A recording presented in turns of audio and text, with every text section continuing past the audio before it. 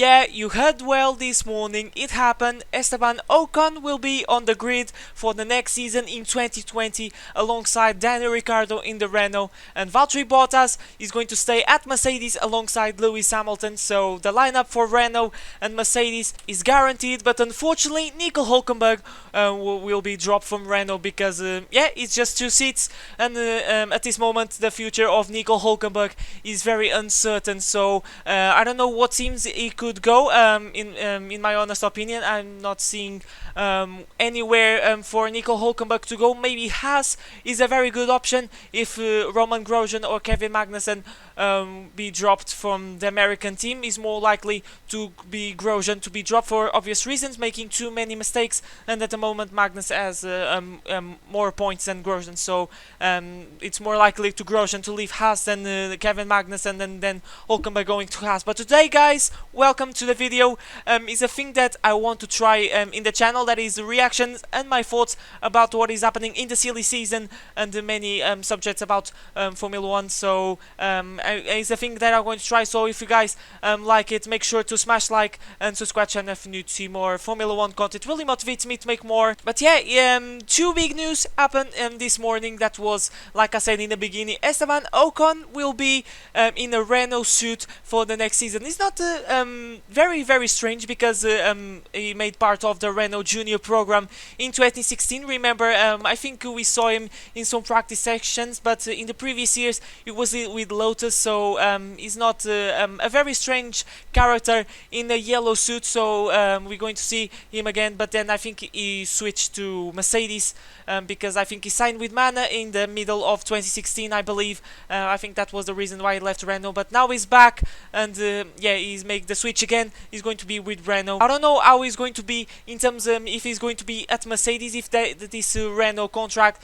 is just to be in Formula 1, and Mercedes says that is okay, but I don't think so. So I think the partnership between Esteban Ocon and Mercedes is over because he's going to an official team. So I think to stay with Mercedes, he had to go with a team that has Mercedes engine, like Racing Point or Williams. Sorry, I was forgetting Williams. So that didn't happen, and in Williams it's more likely to Kubica and George Russell stay. Kubica is a little bit uncertain, but I think Kubica will stay one more year to see how things go. But yeah, Esteban Ocon, finally, he deserves a lot a Formula 1 seat. Unfortunately, last year money was the key factor.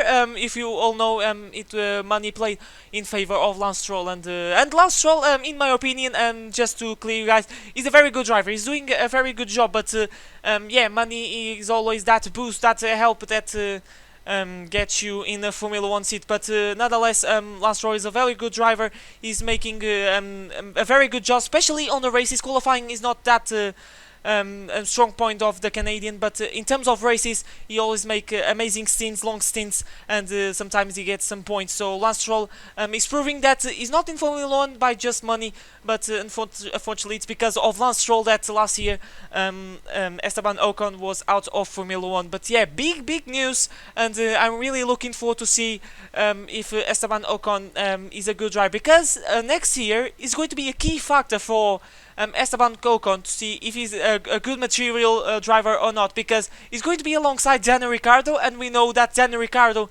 is an excellent driver, is a championship winning material, I can say. So if Esteban Ocon can beat or can be alongside Daniel Ricciardo in terms of performance, or even beat Daniel Ricciardo, we have a reference that Esteban Ocon is a championship winning driver material, and that's very good. So next year is going to be maybe the most important year of Esteban Ocon in Formula 1. Is going to be the year that we're going to see if this choice to Renault, if the fact that we all were sad because he was not going to be in this season in the Formula 1 seat, was really a reason for us to be sad. So Ocon has a huge pressure at the moment. So in the rumors that said that Ocon was going to Haas, to Mercedes, to Renault.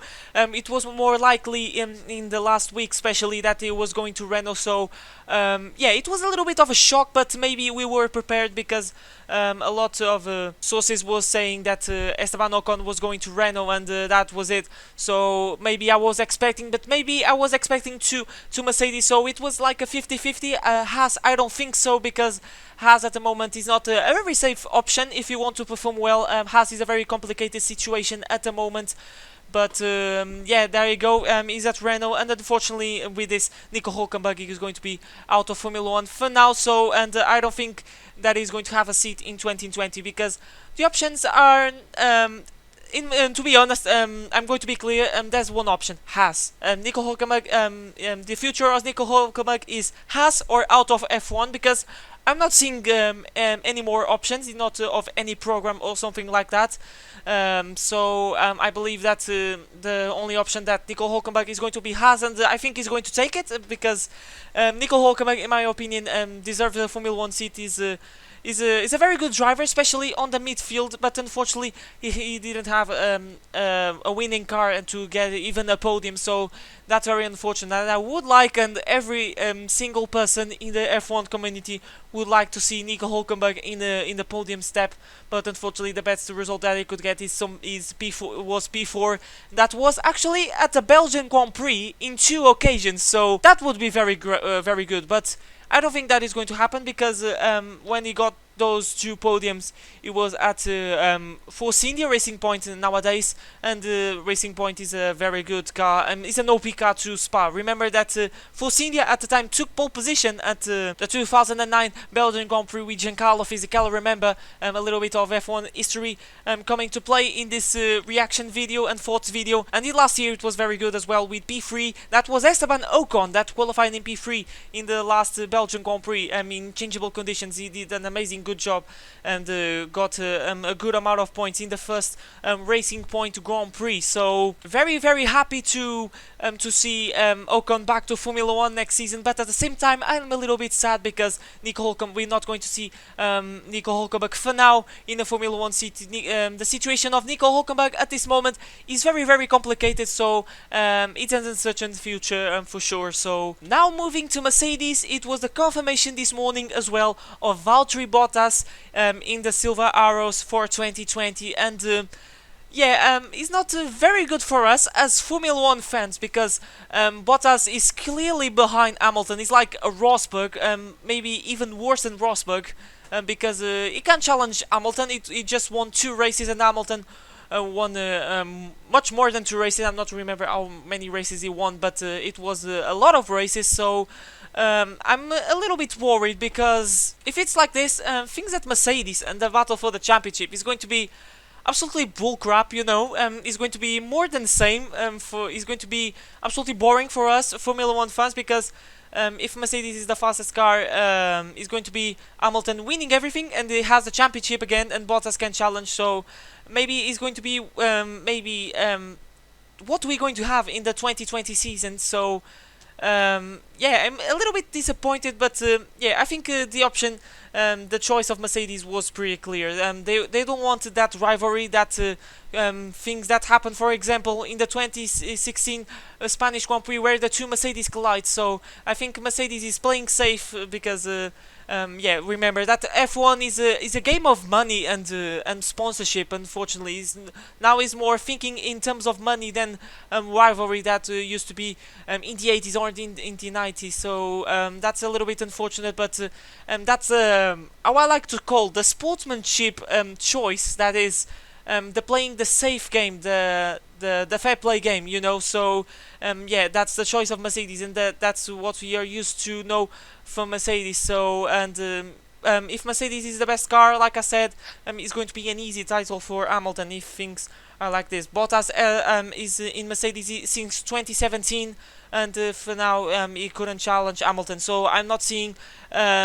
any chance of challenging Hamilton in the 2020 season. So it's just hope for the next season for Ferrari to challenge or Red Bull that is doing very great, very good at the moment. So maybe we have to wait for Verstappen to challenge Hamilton. I think he's the only guy that is challenged the Brit at this moment. Is Max Verstappen, that is doing an absolutely great job. And now he's going to be alongside Alex Albon. Just a quick opinion about Alex Albon. He has a lot of pressure, and I don't know if he's going to handle it, because probably he's going to end like Gasly, in my opinion, because he's not made even a full season. Gasly did a full season with the Toro Rosso with very good results.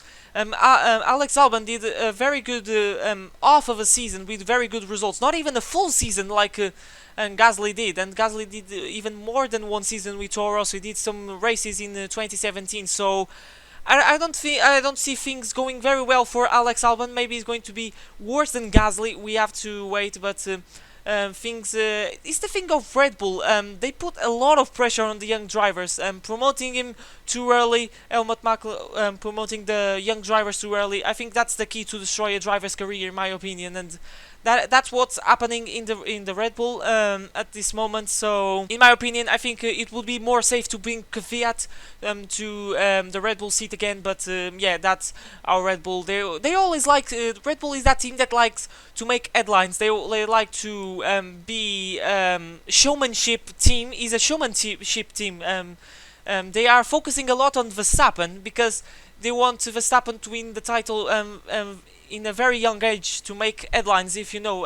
I think that's pretty obvious, the plan of Red Bull at this moment. They were focusing in last year more on Verstappen and Daniel Ricciardo, and maybe that's the reason that Ricciardo left Renault. So, in my opinion, the team shouldn't call Red Bull, should call Verstappen Red Bull F1 team, in my opinion, because the team is like 95% on Verstappen, in my opinion. So, and with that, the only 5% is focusing on a driver that is very young, is not made even a full season, and maybe he's going to ruin his career. We have to wait and see. But yeah, guys, that was my reactions and thoughts about the news that we had this morning. That was Esteban Ocon at Renault and Valtteri Botta staying at Mercedes for the 2020 season. Give a little bit of opinion in other things like Nico Hulkenberg and the Red Bull at this moment that we're going to have. Remember, Alex Albon in the Red Bull seat for the first time this weekend. That is going to be the Belgian Grand Prix around Spa-Francorchamps. So, guys, once again, thank you so much for watching. If you like this kind of videos, giving my opinion, my reactions, my thoughts about the F1 news, especially the silly season that is absolutely hot right now, make sure to smash that like button and subscribe to the channel if you're new to see more weekly Formula 1 content. It really motivates me to make more. Give me your opinion and thoughts like I did in the comment section below. Surely that I'm going to read. I always like to know the opinion of the other people. That's the beauty of the F1 community and all that stuff. But now it's time to say goodbye. My name is Tomasz, and I'll see you guys for a brand new video next time.